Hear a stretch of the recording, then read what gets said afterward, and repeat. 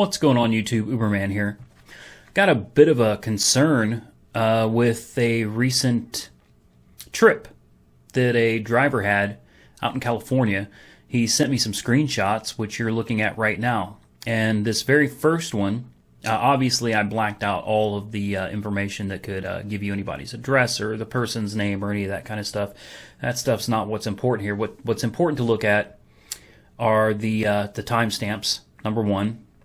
Because one of these screenshots is of the driver's phone, one of the screenshots is of the passenger's phone, and one of the pictures that you're going to see at the end is Uber's explanation for the difference in the fares.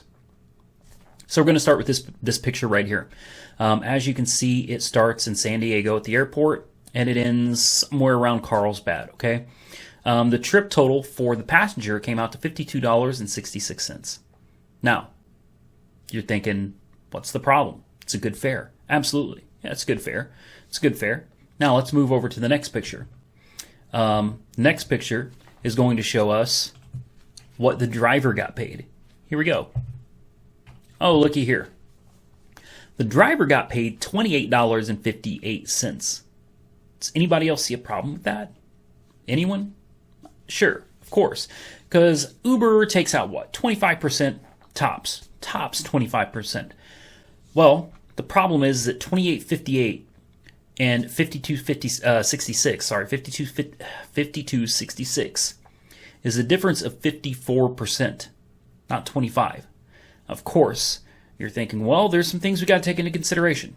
Absolutely. But before you start running and crunching numbers, when this driver went to Uber to try and figure out what was wrong with his payout, check out Uber's explanation for it. Looky here.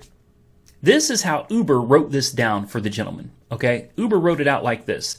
The distance, obviously, between the driver and the passenger is the same, 30.68 miles. The time is the same, 5.05. I assume that's about 50 minutes or so, because I believe the driver said the trip was about 51 minutes. The booking fee, we all know about that, $175. You don't get that back. You never get that. There's an airport surcharge. That's also common in a lot of markets, $4.06. So you don't get that. But then what's this? What's this thing down at the bottom here that says upfront fare, $11.12, which brings the total to $52.66. Now, if you run these numbers, they add up. You can do it yourself. I've already done it. Try subtracting 20%, then try 25%. You'll end up, when you're done, taking out what they take out and forgetting that whole $11.12 upfront fare. You'll find out that when all's said and done, well, the numbers add up. So the question isn't the validity of the booking fee or the airport surcharge. The question is, what is the upfront fare, and why is the driver not entitled to any portion of that? You're talking a 54% difference between what the passenger was charged and what the driver was paid. That's not right. Point blank, that's not right. So, any of you that may have a question or a comment, preferably a comment, because when it comes to questions, I don't even know what the upfront fare is. I don't understand that. I don't understand why the driver's not entitled to that. And the driver doesn't either. And when the driver was trying to get information from Uber about this, the representative told him that the upfront fare is not the driver's concern. Basically, I don't think we're even supposed to know about this. So, hey, if you guys have an explanation for it, man, post in the comments. Come on, guys. Time to get that chitter-chatter going. Discuss it. Let's try to figure out what it is.